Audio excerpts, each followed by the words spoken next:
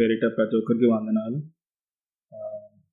ఎవరైనా సాక్ష్యాలు పంచుకోవాలని అనుకుంటే గతించిన వారం అంతా, మాసం అంతా దేవుడు మన జీవితాలలో చేసిన కృపలను బట్టి, జీవితాల్లో చేసిన మేలులను బట్టి ఎవరైనా సాక్ష్యాలు పంచుకోవాలనుకుంటే క్లుప్తంగా వచ్చి పంచుకోవచ్చు. Praise the Lord. అందరికీ దేవుని నామంలో మీ అందరికీ వందనాలండి. నా పేరు పావని. మేము బాచ్పల్లి దగ్గర బోరాంపేటలో ఉంటాము. 2015 వరకు ఇక్కడే ఉన్నామండి. కొంతమందికి ఇక్కడ వాళ్ళకి తెలుసు, అప్పుడు ఉన్న వాళ్ళకి తెలుసు. యాక్చువల్గా నా సాక్ష్యం ఏంటంటే, దేవుడు నాకు ఒక కొత్త గృహాన్ని బహుమానంగా ఇచ్చి ఉన్నాడు ఈ నూతన సంవత్సరంలో. దాన్ని బట్టి దేవునికి మహిమ. ఎందుకు అంటే మరి ఆయన ఇవ్వకపోతే మనం స్తుతించము అనడానికి ఇందాక ఒక సిస్టర్ చెప్పున్నారు కదా, రాళ్ళు కూడా స్తుతిస్తాయి. మనం స్తుతించినంత మాత్రాన ఆయన ఇవ్వాలని లేదు. ఆయన ఇవ్వాలి అని అనుకుంటే మాత్రం అది ఖచ్చితంగా మన జీవితంలో తప్పకుండా జరిపిస్తాడు. ఇది ఇప్పటి ప్రేయర్ కాదు, ఆంటీ వాళ్ళకి తెలుసు, డే 1 ప్రేయర్ అనమాట. అంటే నేను ఎప్పుడైతే ఈ చర్చ్కి వచ్చానో 2011లో, అప్పటి నుంచి మేము పెట్టుకున్నటువంటి ప్రేయర్ పాయింట్ అనమాట. ఒక గృహం కావాలి, మేము కొనుక్కోవాలి అని. మా ఫైనాన్షియల్ కండిషన్ కూడా కొనుక్కునే అంత అయితే కాదు. 2 జాబ్స్ కూడా, శాలరీస్ కూడా చాలా నార్మల్ శాలరీసే. అయినా దేవుడు 3 బెడ్రూమ్ ఫ్లాట్ని మాకు బహుమానంగా ఇచ్చాడు. అది దేవుని యొక్క కృప మాత్రమే. అదేది కూడా మేం కష్టపడింది అయితే కాదు. ఇది నా గొప్ప సాక్ష్యం అండి. ఈరోజు ఎందుకు మీ ముందు నిలబడ్డాను అంటే, యాక్చువల్గా దేవుడు ఇచ్చినటువంటి ఆ గృహానికి మీ అందరికీ కూడా దేవుని నామం పేరిట భోజనాలు పెట్టాలి అని నేను అంకుల్ ఆంటీ వాళ్ళని రిక్వెస్ట్ చేస్తున్నాను. అంకుల్ ఆంటీ వాళ్ళు తప్పకుండా నమ్మా అని చెప్పేసి ఈరోజు అరేంజ్ చేశారండి. ఈ ఆరాధన అయిపోయిన తర్వాత తప్పకుండా అందరూ కూడా దానిలో పార్టిసిపేట్ చేసి అందరూ భోజనం చేసి వెళ్ళాల్సిందిగా నేను మరొకసారి కోరుచున్నాను. నా తరపు నుంచి ప్రేయర్ చేసినటువంటి ప్రతి ఒక్క మా సంఘస్థులకి అందరికీ పేరు పేరున వందనాలు తెలియజేసుకుంటున్నానండి. ఎందుకంటే మీ ప్రేయర్స్ లేనిది నేను ఇప్పటి వరకు లేను. నా హెల్త్ కండిషన్ అవన్నీ కూడా ఆంటీ అంకుల్ వాళ్ళకి బాగా తెలుసు, అండ్ ఫస్ట్ నుంచి ఉన్నటువంటి సిస్టర్స్కి కొంతమందికి తెలుసు. సో ఈరోజు ఇలా నిలబడి ఉన్నానంటే మాత్రం అది దేవుని కృప మాత్రమే, ఇంకా వేరేది ఏది కూడా కాదు. ఈరోజు కూడా అసలు హెల్త్ బాగాలేదండి, కాకపోతే ఖచ్చితంగా నేను రావాలి ఇక్కడికి అని పొద్దున లేచి ప్రేయర్ చేసుకొని అలా బయలుదేరి వచ్చేయటం జరిగిందనమాట. అసలు కూర్చున్నా కూడా ఏదోలాగా అయిపోతుంది ప్రాణం. దేవుడే నాకు నిజంగా శక్తినిచ్చి అలా కూర్చోబెట్టాడు.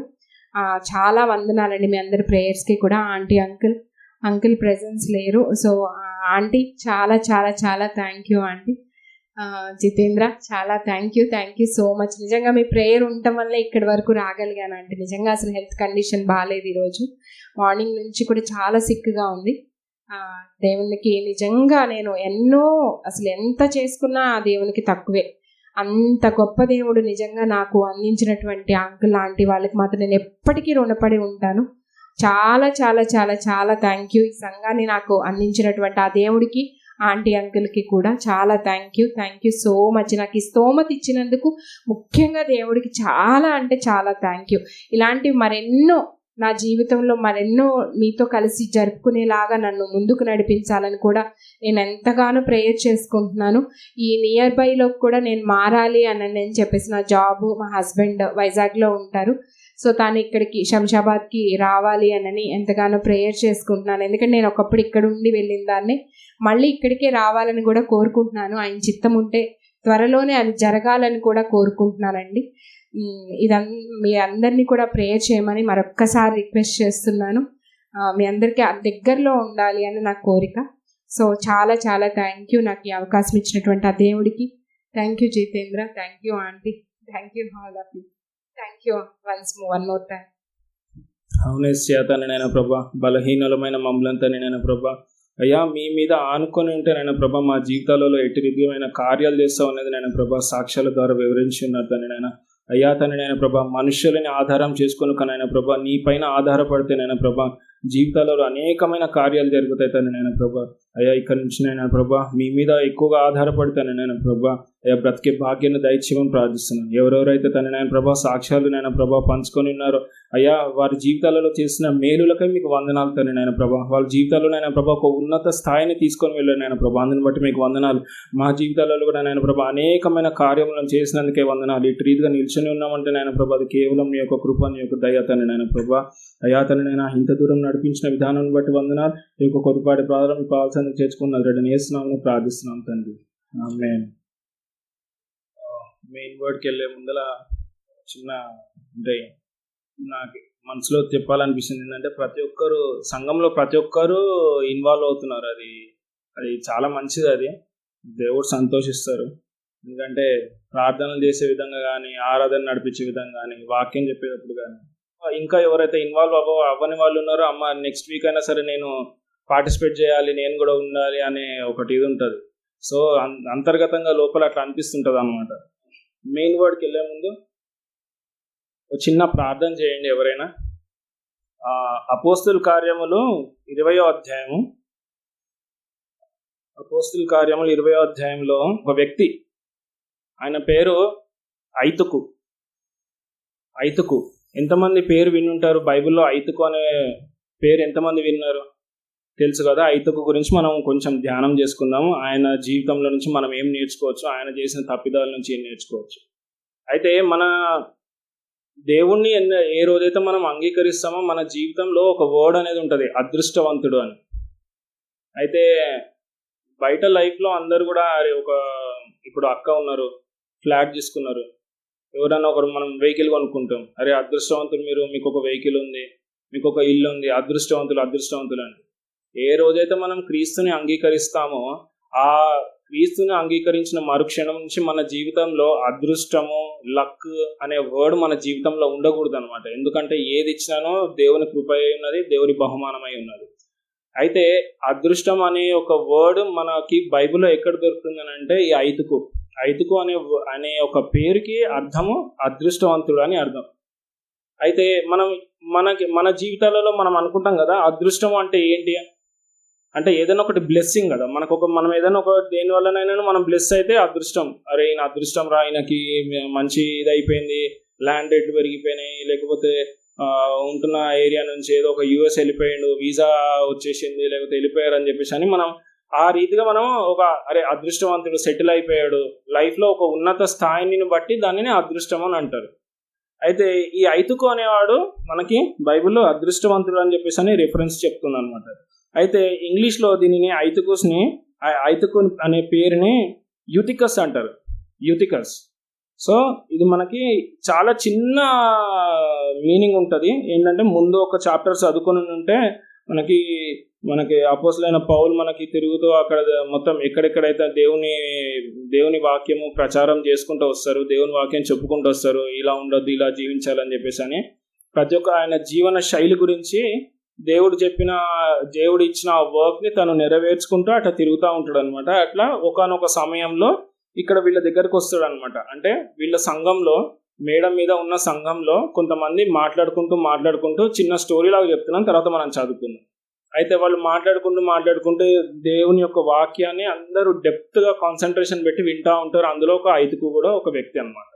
అయితే అది అని మాటలు చెప్పుకుంటూ వాక్యం వింటూ ఇంకా దేవుని యొక్క క్రియలని, గుడ్డివారిని ఇట్లా స్వస్థపరిచారు, ఇట్లాంటి మాటలు ఇవన్నీ చెప్పుకుంటూ కూడా అపోస్తలుడైన పౌలు గురించి ఆయన తన శిష్యులకి అక్కడ ఉన్న చిన్న ఒక గ్రూప్కి తను కాంగ్రిగేషన్కి తను చెప్తా ఉన్నాడు అనమాట. చెప్తా ఉండి సడన్ గా ఈ ఐతుకు అనే వ్యక్తి అక్కడ బయట కూర్చొని ఉంటాడు, గోడ పైన కూర్చొని ఉంటాడు, పైనుంచి డబాల కింద పడిపోతాడు. అది ఒక 3rd ఫ్లోర్ నుంచి కింద పడిపోతాడు. అయితే ఇది మనకి ఆత్మీయంగా మనము ఆలోచన చేసుకుంటే మనం ఎట్లా దీనిని మనము అర్థం చేసుకోవచ్చు అనేది మనం చదువుకుందాం. అయితే 20వ అధ్యాయము 7వ వచనం నుంచి 11వ వచనం వరకు. ఆదివారమున మేము రొట్టె విరుచుట కూడినప్పుడు పౌలు మరనాడు వెల్లనై ఉండి వారితో ప్రసంగించుచు అర్ధరాత్రి వరకు విస్తరించి మాట్లాడుచుండెను. మేము కూడి ఉన్న మేడగదిలో అనేక దీపములు ఉండెను. అప్పుడు ఐతుకు అను ఒక యవనస్తుడు కిటికీలో కూర్చుండి గాఢ నిద్రపోయి పౌలు చాలాసేపు ప్రసంగించుచుండగా నిద్రాభారము వలన జోగి 3వ అంతస్తు నుండి క్రింద పడి చనిపోయిన వాడై ఎత్తబడెను. అంతటా పౌలు క్రిందికి వెళ్లి అతని మీద పడి కౌగిలించుకొని, మీరు తొందరపడుకుడి, అతని ప్రాణమతంగా నున్నదని వారితో చెప్పెను. అతడు మరలా పైకి వచ్చి రొట్టె విరిచి పుచ్చుకొని తెల్లవారు వరకు విస్తారముగా సంభాషించి బయలుదేరెను. అంతే, తెల్లవారు వరకు విస్తారంగా సంభాషించి బయలుదేరారు. అయితే ఇది ఒక చిన్న మాటలను మనము మళ్ళీ స్టార్టింగ్ తీసుకున్నాం. అప్పుడు ఐతుకు అనే యవనస్తుడు, ఐతుకు అనేవాడు ఒక యవనస్తుడు, యంగ్స్టర్. తను కిటికీలో కూర్చొని గాఢ నిద్రపోయి పౌలు చాలాసేపు ప్రసంగించుచుండగా నిద్రాభారం వలన జోగి. అంటే దీనిని మనం ఎలా అర్థం చేసుకోవాలి అని అంటే, అదృష్టవంతుడైన ఐతుకు యంగ్స్టర్ అయ్యుండి మేడపై నుంచి కింద పడి చనిపోయినాడు. ఆయన పేరుకేమో అదృష్టం, కానీ పౌలు చెప్తుంటే ఐతుకు వింటూ పైనుంచి కింద పడిపోయాడు. పేరుకేమో అదృష్టవంతుడు, కానీ పైనుంచి కింద పడిపోయి ఒక యంగ్ ఏజ్లో ఉన్నప్పుడు తన ప్రాణాలను కోల్పోయిన వాడై ఉన్నాడు. ఆ రీతిగా మనం ఆలోచించినట్టయితే, అంటే లోకానుసారంగా మనం ఎంత దేవుడిలో ఉన్నాను అంటే, పేరుకేమో ఐతుకు ఒక సంఘంలో దేవుణ్ణి అంగీకరించి దేవుడి దగ్గర ఉండి దేవుని మాటలను వింటూ నడుచుకున్నవాడై ఉండి, కానీ పైనుంచి కింద పడిపోయానంటే లోకరీతిగా ఎంత పైకి ఉన్నానో, అంటే ఒక ఎర్త్ గ్రావిటేషనల్ ఫోర్స్ ఎట్లయితే మనని కిందకు లాగుతుంటుందో, మన ఆత్మీయ స్థితిని కూడా మనం ఎంతవరకు మనము పైకి మనము పెంచుకుంటూ పోతే, అంటే ఆత్మీయ స్థితిలో ప్రార్థన పూర్వకంగా మనం ఎంతవరకు మనకు పైకి ఉన్నా కానీ సాతానుడు ఎట్టి రీతిగా మనల్ని కిందకు లాగుతాడు. సాతానుడు ఎట్టి రీతిగా మనల్ని కిందకి లాగి పడేద్దామని చూస్తూ ఉంటాడు. ఫస్ట్ టార్గెట్ మనమే ఉంటాం. లోకానుసారంగా ఉండే మనుషులకు అందరికంటే ఫస్ట్ టార్గెట్ సాతాను గాడికి, ఎవరైతే దేవుడికి బాగా క్లోజ్గా ఉంటారో వాళ్ళకే ఉంటాం అనమాట. అయితే ఐతుకు కూడా అలాగే దేవుడికి చాలా క్లోజ్ అయి ఉన్నాడు. దేవుణ్ణి అంగీకరించుకొని దేవుని మాటలు వింటూ తన యొక్క యవ్వన స్థితిలో నుండి ఉంచుకుంటూ కూడా తను దేవునిలోనే ఉన్నామని అనుకున్న విధంగా ఉండి తను నిద్రలోకి జారుకొని తను కింద పడిపోయాడు. అంటే ఆ ఒక పరిస్థితిని అర్థం చేసుకుంటే ఎట్లా అనంటే, మనము మన ఆత్మీయ స్థితి మనం ఎంత పెంచుకున్నానో సాతాను గాడికి మనం ఫస్ట్ టార్గెట్ అయి ఉంటాం. మనము ఫస్ట్ టార్గెట్ అయి ఉన్నాం అని అంటే అది ఈజీగా ఏదో పైనుంచి దన్మని కింద పడిపోడు.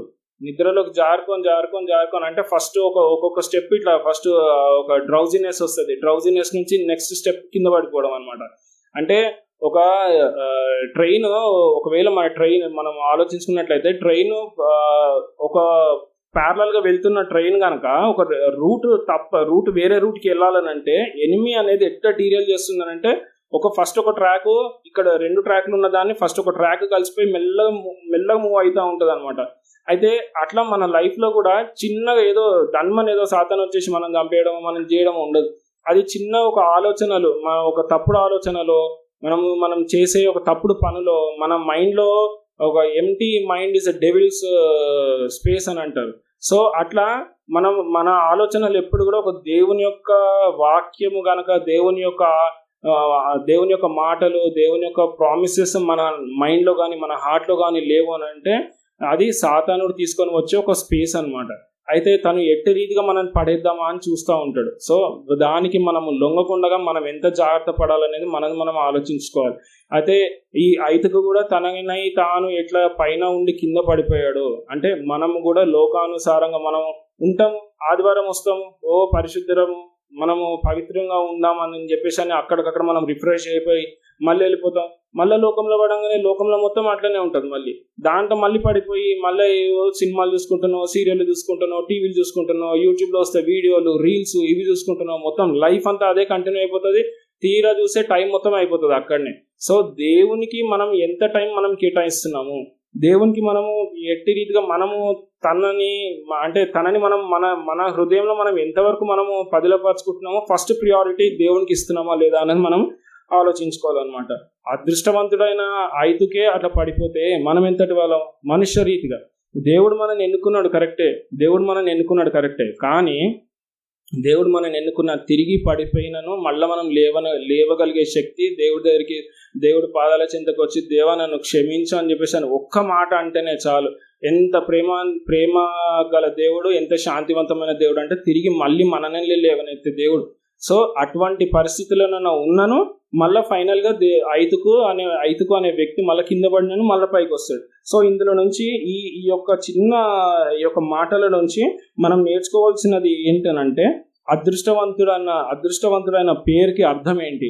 అదృష్టవంతుడైన పేరుకి అర్థం అది ఐతుకు వలన కలిగిన అదృష్టం. అంటే ఐతుకు అనే పేరుకి కలిగిన అదృష్టము, తను అదృష్టాన్ని మళ్ళీ తిరిగి మళ్ళీ సంపాదించుకున్నాడా లేదా అనేది మనం తెలుసుకుందాం. సో ఇది మనకి దీంట్లో మనకి బైబిల్లో ఇంకొకటి ఏంటంటే, దీంట్లో మనం ఎన్ని సంపాదించినాను, భూమి మీద మనం ఎన్ని సంపాదించినాను అంటే ఒక ఆశ కలిగి ఉంటాం కదా మనము. అంటే ఒక స్టేజ్ రాగానే, అంటే ఒక గ్రాడ్యుయేషన్ అయిపోయి ఒక జాబ్ ఎక్కగానే మనం ఇది కొనుక్కోవాలి అది కొనుక్కోవాలని అని చెప్పేసి అని మనం ఒక టార్గెట్స్ పెట్టుకుంటాం. టార్గెట్స్ పెట్టుకొని ఫైనాన్షియల్గా అంటే ఎకనామికల్గా ఏంటంటే మనకున్న ఆశలు, ఒక ఆశ అయిపోయింది అని అంటే ఇంకొక ఆశకు మనం వెళ్తూ ఉంటాం. అది మనల్ని ఏం చేస్తుందనంటే, దేవుడికి దగ్గర ఉండకుండా సాతానుడు, అరే నీకు ఇప్పుడు సైకిల్ ఉన్నోడికి 2 వీలర్ కావాలని, 2 వీలర్ ఉన్నోడికి 4 వీలర్ కావాలన్నట్టు అని దేవుడు అటు సైడ్ డిరేల్ చేస్తూ ఉంటాడు అనమాట. సో అది కావాలి, కరెక్టే. దేవుణ్ణి మనము అంగీకరించి ఉన్నాము, ఆయన నిజమైన దేవుడై ఉన్నాడు, గొప్ప దేవుడై ఉన్నాడు. కాబట్టి ఆయన పిల్లలమైన మనం కూడా ఒక రాజులాగానే ఉండాలని అనుకుంటాడు. కానీ మనము మన ఆలోచన రీతిగా దేవుని దగ్గర ముందలు పెట్టుకోవాలి. కానీ మన ఒక మైండ్ సెట్, అంటే హ్యూమన్ మైండ్ సెట్ తోని మనము వెళ్తే, అంటే మనుష్య రీతిగా మనం ఆలోచిస్తే మనం ఏది కూడా మనము సాధించుకోలేము. అది దేవుని దగ్గర మొరపెట్టుకుని, దేవా నా పరిస్థితి ఇది, ఇలా అనుకుంటున్నాము అని చెప్పేసి అని మనం ప్రార్థన చేసుకుంటే, ప్రార్థన రీతిగానే మనము ముందుకు వెళ్ళాలి. అయితే మనకి ఈ ఎకనామిక్స్లో ఒక టాపిక్ ఉంటుంది అనమాట. ఏంటంటే ఒక కోరిక అవ్వగానే, అంటే ఒక టార్గెట్ మనం ఫినిష్ చేసుకోగానే మనకి మళ్ళీ ఇంకొక కోరికలు వస్తుంటాయి అనమాట. అనేకమైన, అంటే మనుషులకి కోరికలు అనేవి చనిపోవు, అవి చావవు అనమాట. మనుషులకి కోరికలు అనేవి చావవు. అవి ఎట్లా ఒకటి కాగానే ఒకటి మనకి ఎట్టి రీతిగా మనం నెక్స్ట్ ఇంకొక స్టేజ్కి వెళ్దాం అని మనం ఎట్టి రీతిగా అనుకుంటామో, అది దేవుని దగ్గర పెట్టుకొని మనం వెళ్ళాలన్నమాట. ఐదుకు తన స్టేజ్ ఎక్కడైతే ఉన్నాడో, తన కూర్చున్న దగ్గరికి రోజు వినేదే కదా అని చెప్పేసి అని ఒక గోడ దగ్గరికి వెళ్ళి కూర్చొని తన పైనుంచి కింద పడిపోవడం అనేది మనం ఇక్కడ చూస్తున్నాం. సో ఇవన్నీ మన లైఫ్లో జరిగేవే. ఇవన్నీ రియాలిటీ ఉన్న లైఫ్లో, స్పిరిచువల్ లైఫ్లో మనం ఆలోచించుకుంటే ఒకలాగా ఉంటుంది, అదే సేమ్ రియాలిటీకి వస్తేనేమో ఇంకొకలాగా ఉంటుంది. క్వైట్ ఆపోజిట్ అయిపోతుంది అనమాట. సో ఆ యొక్క సిచ్యువేషన్స్ నుంచి మనం ఎట్లా ఓవర్కమ్ అవ్వాలని అంటే కేవలం మనము దేవుని దగ్గర కూర్చొని మనం ప్రార్థన చేసుకునే విధంగానే అనమాట. సో ఒకసారి యాకోబు 1వ అధ్యాయం 6వ వచనం, అది మనము దేవుని దగ్గర ఆశీర్వాదం కావాలని అంటే ఒక డ్యూయల్ మైండ్ సెట్ కాదు. అంటే దేవుని దగ్గరికి నేను వస్తే నాకేం దొరుకుతుందో, అంటే నేను నీ దగ్గరకు వస్తే నాకేం దొరుకుతుంది అనే విధంగా కాదు. దేవుని దగ్గర మనం ఉన్న రిలేషను అదొక బిజినెస్ లాంటిది కాదు. నీ దగ్గరకు వస్తే నాకేం వస్తుంది, నా దగ్గర ఉంటే నీకేం వస్తుంది అని. కాబట్టి ఇక్కడ యాకోబు ద్విమనస్సు గలవాడి ఉన్నాడు అనమాట. డ్యూయల్ మైండ్ సెట్ అయి ఉన్నాడు. ఆ స్వభావాన్ని మనము తొలగించుకోవాలి. ఒకసారి యాకోబు 1:6 వచనం చదువుతారు ఎవరైనా? అయితే అతడు ఏ మాత్రమును సందేహింపక విశ్వాసముతో అడగవలెను. సందేహించువాడు గాలి చేత రేపబడి ఎగిరిపడి సముద్ర తరంగమును పోలియుండును. అట్టి మనుషుడు ద్విమనస్కుడై తన సమస్త మార్గములందు అస్థిరుడు గనక ప్రభువు వలన తనకేమైనను దొరుకునని తలంచుకొనరాదు.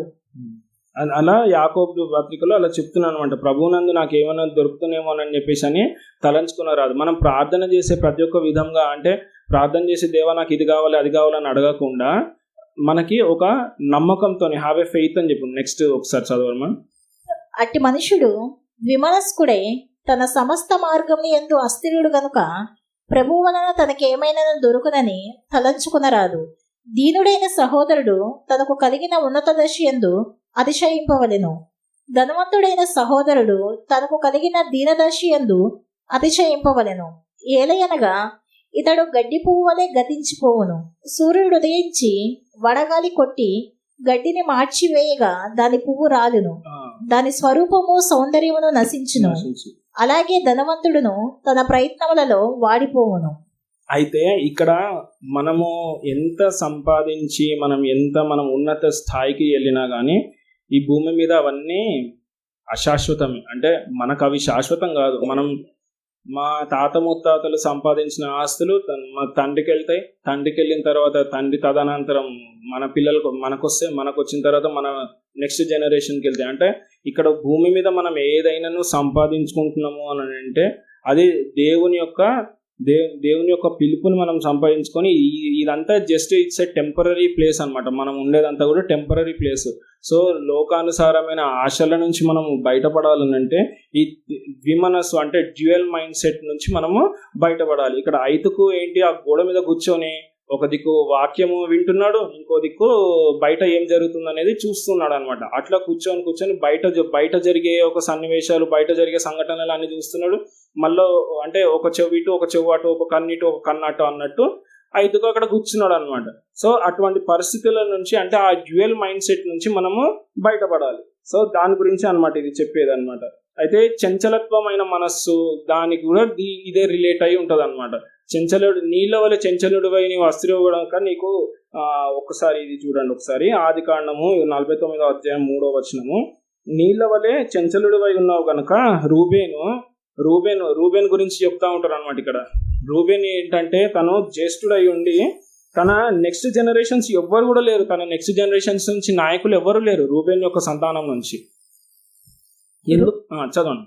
రూబేను, నీవు నా పెద్ద కుమారుడవు, నా శక్తియు నా బలము యొక్క ప్రథమ ఫలమును, ఔన్నత్యాతిశయమును బలాతిశయమును నీవే. నీళ్ల వలె చంచలుడవై నీవు అతిశయము పొందవు. నీ తండ్రి మంచం మీదకెక్కితివి, దానిని అపవిత్రము చేసితివి, అతడు నా మంచము మీదకెక్కెను. అది అంటే నీళ్ళవడి చెంచలుడై ఉండి తన మనస్తత్వాన్ని ఏంటి అని అంటే సగం అటు సగం ఇటు పెట్టుకొని ఉన్నందువల్ల తన నెక్స్ట్ జనరేషన్స్ అని అంటే ఆ చాప్టర్ మొత్తం చదివితే అర్థమవుతుంది. ఆ ఇంటికి వెళ్ళినాక ఒకసారి మొత్తం ఆ చాప్టర్ చదవండి. మన ఆదికాండం 49వ అధ్యాయం.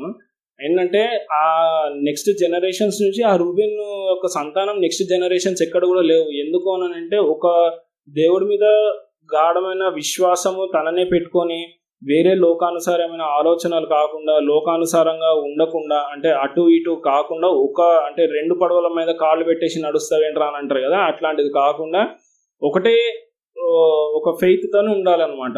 సో మనము మన జీవితాలలో మనం ఎట్టి రీతిగా మనం ఉంటున్నాము అంటే దేవుని ఆనుకొని నడుస్తున్నామా, మనము మనుషులను ఆనుకొని నడుస్తున్నామా, అది మన మనస్సాక్షి క్వశ్చన్ చేసుకోవాలి.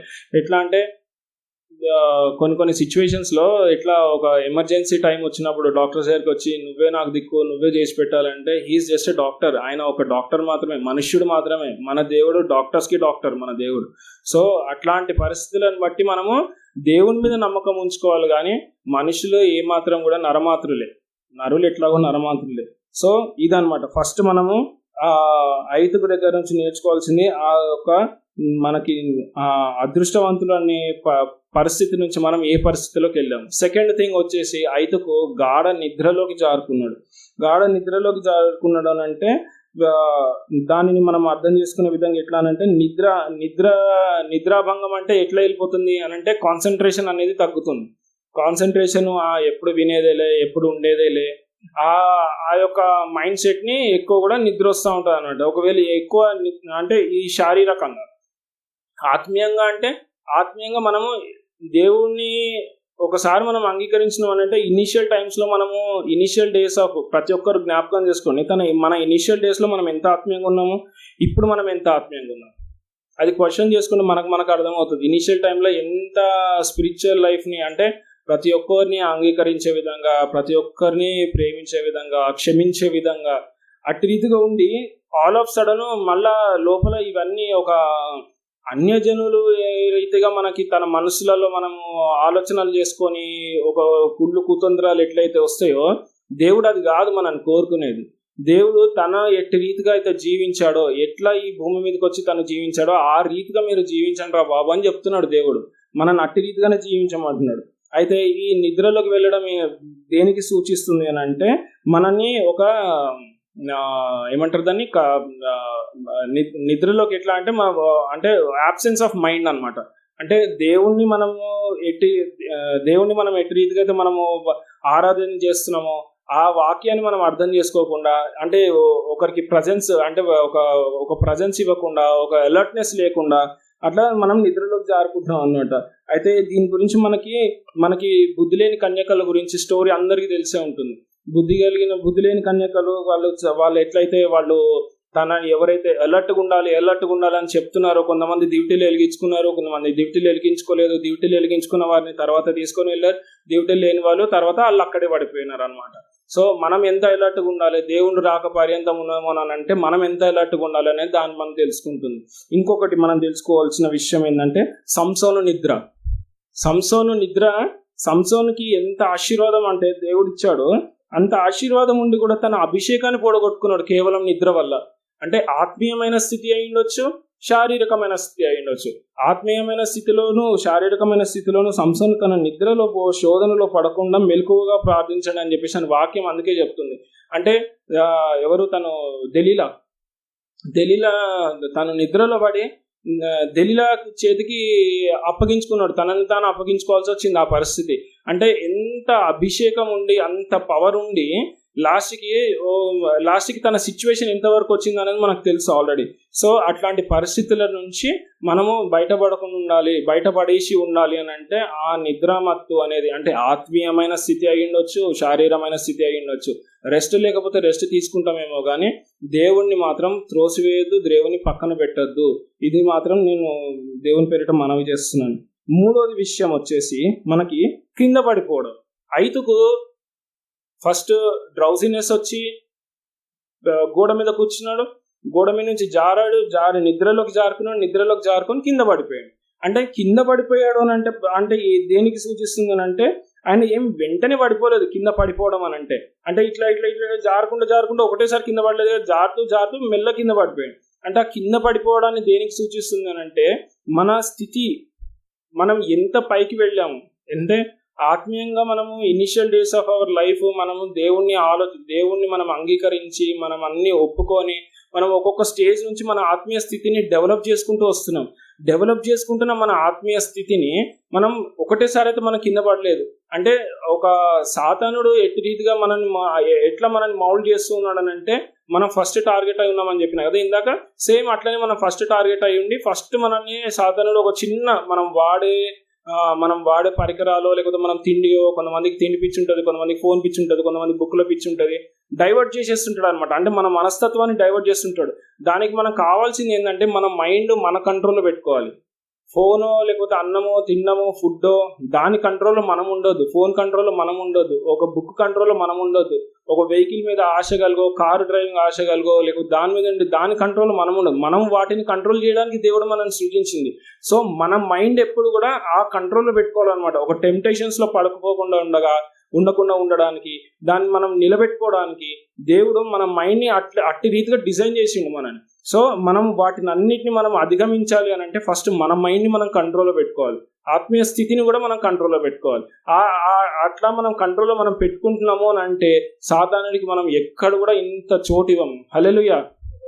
అయితే అట్లా అనమాట. సో ఆ జారిపోకుండా పడిపోకుండా మనము ఎప్పుడు కూడా కింద అనేది పడిపోకుండా మనం ఆత్మీయ స్థితిలో ఎప్పుడు కూడా ఎదగాలి. ఒకవేళ మనము నిజంగానే అట్టి రీతిగా ఆ యొక్క సిచ్యువేషన్స్ నుంచి మానవ ఏమంటారు మనుష్య సహజము, మానవ సహజం పడిపోవడం లేవడం అనేది. కానీ దేవుణ్ణి ఏ రోజైతే మనం అంగీకరించామో బ్యాక్ స్లైడ్ అవుతామేమో కానీ మరలా దేవుడు మనని త్రోసివేసేవాడు కాదు, మనని తిరిగి మీరు వెళ్ళిపో అని చెప్పేసి అని శపించే దేవుడు కాదు మన దేవుడు. ఎందుకంటే మన దేవుడు ప్రేమించే దేవుడు, మన దేవుడు కనికరించే దేవుడు. నా సిచ్యువేషన్ ఇట్లుంది దేవా, నన్ను క్షమించు దేవా, నేను దగ్గరికి వస్తాను, నా ఆత్మీయ స్థితిని నేను మరలా బలపరుచుకుంటాను, మరలా నాకు బలాన్ని దయచే దేవా అని ఒక చిన్న ప్రార్థన చేసుకుంటేనే దేవుడు మనల్ని కనికరిస్తాడు. హల్లెలూయా. అయితే ఇక్కడ ఉన్న పరిస్థితి మనము పడిపోవడం అనేది ఏ రీతిగా మనం పడిపోతున్నాం, స్లో పాయిజన్ లాగా ఎక్కిస్తున్నట్టున్నాడు అనమాట ఇక్కడ సాతాను. సో అట్లా ఐతుకు అనే వ్యక్తి కింద పడిపోతుంటే అట్లా స్లోగా జారి కింద పడిపోతున్నాడు అనమాట. అయితే నెక్స్ట్ మనకు వచ్చేసి ఇక్కడ మనము కింద పడిపోయి మళ్ళా లేపబడను అని ఉంటుంది వాక్యం. ఎత్తబడను అంటే అదే లేపబడను. అయితే ఇది మనకి ఏంటంటే యేసుక్రీస్తు మనని పడిపోయిన మన స్థితి నుంచి మరల మనని ఎట్లా మనని లేపబడను, అని చెప్పేసి అని దీనిని మనం అర్థం చేసుకోవచ్చు ఆత్మీయంగా అనమాట. అయితే దీనికి మనకి వచనం వచ్చేసి మనకి ఎఫెసీ పత్రిక 2వ అధ్యాయం 1వ వచనం ఒకసారి తీరా. మీ అపరాధముల చేతను పాపముల చేతను మీరు చచ్చిన వారై ఉండగా ఆయన మిమ్మల్ని క్రీస్తుతో కూడా బ్రతికించెను. అది మన అపరాధములను మన పాపముల చేతను మనము చచ్చిన వారమై ఉండగా క్రీస్తు యేసులో మనము బ్రతికించెను. ఆయన మనల్ని బ్రతికించాడు. ఆయన యేసు జస్ట్ ఆయన ఒక నేమ్ బట్టి మనము బ్రతికింపబడ్డాం అనమాట. యేసు మనల్ని లేపడానికే వచ్చారు. అయితే అది మనని ఎట్టి రీతైన ఏ పరిస్థితుల నుంచి తాను మనల్ని సృజించిన ఆదాము అవ్వ సృజించిన టైంలో తను ఏ రీతిగా అయితే అనుకున్నాడో ఆ రీతిగా లేము కాబట్టి మనల్ని లేపడానికి యేసుక్రీస్తు వారు వచ్చారనమాట. సమాజంలో మళ్ళీ ఐతుకుని కూర్చోబెట్టారని ఉంది. సమాజంలో ఐతుకుని మళ్ళీ అంటే కింద పడిపోయి అతని ప్రాణం ఉన్నదని చెప్పి వారితో చెప్పాను. అతడు మరలా పైకి వచ్చి రొట్టె వీర్చి పుచ్చుకున్నాను అని తెల్లవారుజామున విస్తారంగా సంభాషించి బయలుదేరాను. అంటే కింద పడిపోయి ఉన్న ఐతుకు మరలా పైకి వచ్చి తన ఆత్మీయ స్థితి ఏ స్థితిలో ఉన్నాడో ఆ స్థితి నుంచి కింద పడిపోయాడు, మళ్ళీ పైకి వచ్చి మళ్ళీ దేవుని ఆరాధనలో మళ్ళీ పాల్గొని అంటే తీసుకున్నాడు, రొట్టె తీసుకున్నాడు, ద్రాక్షరసం తీసుకున్నాడు అని అర్థం అనమాట. అంటే తన ఆత్మీయ స్థితిని పడిపోయిన ఆత్మీయ స్థితిని మరలా దేవుడు అంటే మనకి వాక్యం చదివిస్తుంది, మనకి విరిగిన ఎముకలని కూడా దేవుడు తన జీవాన్ని కలుగజేసే దేవుడు అని చెప్పేసాను. అయితే తిను ఆత్మీయంగా చనిపోయాడు, శారీరకంగా చనిపోయాడు, కానీ అపోస్తులైన పౌలు తీసుకొని వచ్చి మళ్ళా ఐతుకి పునర్జీవం ఇచ్చి తన ఆత్మీయ స్థితిని మరలా తన స్థితిని ఆ స్థితిలో మళ్ళీ చేర్చాడు అనమాట. అంటే దేవుడు అటు రీతిగా అక్కడ వాడుకున్నాడు. దేవుడు ఎవరిని కూడా తృణీకరించే దేవుడు కాదని చెప్పేసి అని ఈ వాక్యం ఈ యొక్క సెంటెన్స్ మనకి అర్థమవుతుంది అనమాట. సో సమాజంలో మరలా చేర్చుకొని కిటికీల నుంచి పడిపోయిన తనని సమాజంలో మరలా లేపుకొని సంఘంలో ఒక దీవెనకరంగా మార్చాడు అనమాట. కింద పడిపోయిన తను పైకి వచ్చి సంఘంలో కూర్చొని అందరు కలిసి సంభాషిస్తుంటే తను ఒక దీవెనకరంగా మార్చబడ్డాడు అనమాట. దీవెనకరంగా మార్చబడ్డాడంటే ఐతుకు పేరు చెప్పానుగా స్టార్టింగ్ అదృష్టవంతుడని. ఆ అదృష్టం అనేది మరలా సంఘంలో మళ్ళీ తను ఒక అదృష్టవంతుడిగానే ఉన్నాడు కానీ దురదృష్టవంతుడిగా లేడు. సో మన జీవితాలలో మనము ఏ రీతిగా మనం అదృష్టవంతులుగా ఉన్నాము, మళ్ళీ ఏ రీతిగా దురదృష్టవంతులం అయ్యాము, మళ్ళీ తిరిగి దేవుని దగ్గరికి వచ్చి మళ్ళీ ఎట్టి రీతిగా మన లైఫ్ని మళ్ళీ మలుచుకొని మనం అదృష్టంగా మన లైఫ్ని మనం మార్చుకున్నాం అనేది ఈ యొక్క వాక్యం సెలవిస్తుంది అనమాట. సో ఇది నేను దేవుడు ప్రేరేపించిన విధానాన్ని బట్టి చెప్పదలుచుకుంది. అయితే ఒక చిన్న సాక్ష్యం చెప్పాలనుకుంటున్నాను. ఏంటంటే ఎంతమందికి తెలుసు బెన్సన్ హిడౌసా అని చెప్పేసి. బెన్సన్ హిడౌసా తెలుసా ఎవరికైనా? ఆయన తృణీకరింపబడిన పెద్ద పాస్టర్ అనమాట. ఆయన నైజీరియా దేశానికి పెద్ద పాస్టర్. చనిపోయారు, ఇప్పుడు లేరు. 98-99లో అనుకుంటా ఆయన చనిపోయింది. ఆయన బుక్ ఒకటి చదివాను అప్పట్లో, అది ఏమంటారు ఫైర్ ఇన్ హిస్ బోన్స్ అని చెప్పేసి అని, ఎముకలలో సత్వం అనేది బుక్. బెన్సన్ హిడౌసా తన ఫ్యామిలీ అంతా కూడా తన తల్లి తన తండ్రి ఇద్దరంట చాలా అంటే పుట్టుకతోనే తను మొత్తము ఒక కుష్టి రోగంతోనో ఏదో రోగంతోనూ పుట్టాడు అనమాట. అయితే పుట్టుకతోనే ఒక రోగంతో పుట్టి ఆయన ఎప్పుడు ఏడుస్తూనే ఉన్నాడు అని చెప్పేసి అని బెన్సన్ హిడౌసా తండ్రి తీసుకుపోయి అక్కడ చెత్తలో పడేసేయి రాపు, అవసరం లేదు, ఈ కొడుకు అవసరం లేదు, మనకి ఇంకో కొడుకుని అందామని చెప్పేసి అని అట్లా తన తల్లితో తన భార్యతోనే అంటా ఉన్నాడు బెన్సన్ హిడౌసా వాళ్ళ తల్లితోని. అయితే ఏడుస్తూ ఉంటే ఇంకా ఈయన వాళ్ళ హస్బెండ్ యొక్క ఇరిటేషన్ భరించలేక ఆ బెన్సన్ హిడౌసాని తీసుకొని వెళ్ళి చెత్తకుప్పలో పడేసి వచ్చింది. చెత్తకుప్పలో పడేసిన తన ఇంటికి వచ్చిన తర్వాత తన మనసులో ప్రేరేపణ, నా కొడుకు నేను అట్లా పడేసుకోవడం ఏంటి అని చెప్పేసి అని మరలా ఒక షార్ట్ స్పాన్ ఆఫ్ టైంలో మరలా వెళ్ళిపోయిందంట. మళ్ళీ వెళ్ళిపోయి బెన్సన్ హిడౌసాని ఉన్న అక్కడెక్కడైతే పెట్టేసినరో ఆ పర్సన్ని తీసుకొని, అంటే నెలల పిల్ల అయి ఉన్న టైంలో అనమాట, తీసుకొని తన హస్బెండ్ని వదిలేసి దేవునికి సమర్పించుకున్నారనమాట. బెన్సన్ హిడౌసాని దేవునికి సమర్పించుకున్నారు. నైజీరియా ప్రాంతము చాలా కరువుతో కూడుకున్న ప్రాంతం సౌత్ ఆఫ్రికాలో. అట్లాంటిది ఆ బెన్సన్ హిడౌసాని దేవుడు ఎన్నుకున్న తర్వాత దేవుడు తన జీవితాన్ని ఎట్లా మార్చేశాడంటే, తను పెద్దగా షార్ట్ కట్లో చెప్తున్నాను, తన స్టోరీ చాలా బాగుంటుంది, ఎప్పుడైనా మీరు గూగుల్ చేసి ట్రై చేయండి కావాలని. చాలా ఇన్స్పిరేషన్ స్టోరీ. ఆయన బెన్సన్ హిడౌసాని తీసుకుని వెళ్ళి సంఘంలో ఉన్న వాళ్ళందరూ కూడా నువ్వు ఆత్మీయంగా నువ్వు ఇంకా ఎదగాలి, నువ్వు బైబిల్ ట్రైనింగ్ చేయాలని చెప్పేసి అని తనని అందరు కలిసి డబ్బులు వేసి పోగు చేసుకొని తనని యుఎస్ పంపించేసారు అనమాట. అంటే ఒక నైజీరియా ప్రాంతంలో ఉన్న అతను వెళ్ళి యుఎస్లో వెళ్ళి తను బైబిల్ ట్రైనింగ్ చేయడం అంటే ఆషామాషి వ్యవహారం కాదు అక్కడ. ఎందుకంటే మన ఇండియానే మనం ఒకవేళ తక్కువగా అని అనుకుంటే మనకంటే కొంచెం పేద దేశం అదనమాట నైజీరియా దేశం.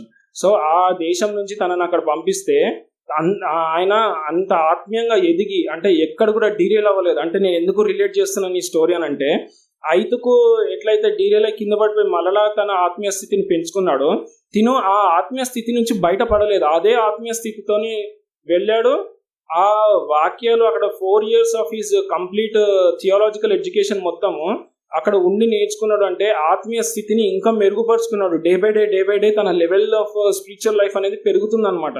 అయితే తను ఒక 4 years తర్వాత ఏమైపోయిందంటే, ఈ చర్చ్ వాళ్ళు అందరు కలిసి కదా పంపించింది, ఒక 15-20 మంది కలిసి మళ్ళీ ఇంకా మా బెన్సన్ ఇడోసా వస్తున్నాడు, మొత్తం పాస్టర్ చదివేసిండు, మొత్తం థియాలజికల్ స్టడీస్ అయిపోయినాయి, మనం రిసీవ్ చేసుకుందామని వెళ్దామని అంటే, తను ఉన్న ఆత్మీయ స్థితిలో నుంచి తను వచ్చి, అంటే గ్రాడ్యుయేషన్ కంప్లీట్ అయిపోయిన తర్వాత మళ్ళీ తను నైజీరియా ప్రాంతానికి వస్తే, నైజీరియా ప్రాంతంలో అక్కడ ఉన్న ఎవరైతే 10-15 మంది ఉన్నారో, జస్ట్ ఆయన ఉన్న హోలీ స్పిరిట్ తన దగ్గర ఉన్న, తనలో ఉన్న ఒక ఆత్మీయ స్థితి, హోలీ స్పిరిట్ జస్ట్ వాళ్ళకి వెళ్ళి షేక్ హ్యాండ్ ఇస్తేనే వాళ్ళందరూ అక్కడ పడిపోయారంట ఆత్మీయ స్థితిని బట్టి. అంత హోలీ స్పిరిట్ రన్ అవుతుంది అనమాట. అయితే వీళ్ళందరూ కింద పడి ఇట్లా చేస్తున్నారు అని అంటే, అక్కడ అంతా న్యూసెన్స్ క్రియేట్ చేస్తున్నారు అని చెప్పేసి అని పోలీసు వాళ్ళు, నైజీరియా ఎయిర్పోర్ట్లో పోలీసు వాళ్ళని పిలిస్తే, వాళ్ళందరూ తీసుకొని వచ్చి మీరు ఏంది అని చెప్పేసి అని ఈయన తీసుకొని వెళ్ళి పోలీస్ స్టేషన్ ఈయన టచ్ చేస్తే కూడా ఆయన పడిపోతున్నారంట అట్లా. సో ఇట్లా కాదని చెప్పేసి అని తీసుకొని వెళ్ళిందంట. అట్లా తను ఒక ఖండాన్ని మొత్తం, అంటే ఆఫ్రికా ఒక ఖండాన్ని మొత్తము ఒక ఊపేసింది అనమాట ఆ టైంలో. సో ఆయన స్టోరీ చాలా బాగుంటుంది. ఇప్పుడు ఆయన కుదిరితే చదవండి, ఆయన బుక్ బాగుంటుంది, అది అమెజాన్లో కూడా దొరుకుతాయి.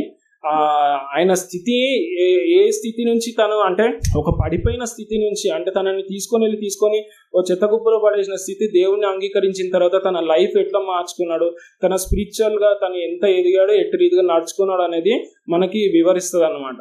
అయితే ఈ చిన్న కొద్ది మాటలను దేవుడు దీవించి ఆశీర్వదించును గాక. ఆమేన్. ప్రార్థన చేద్దాం.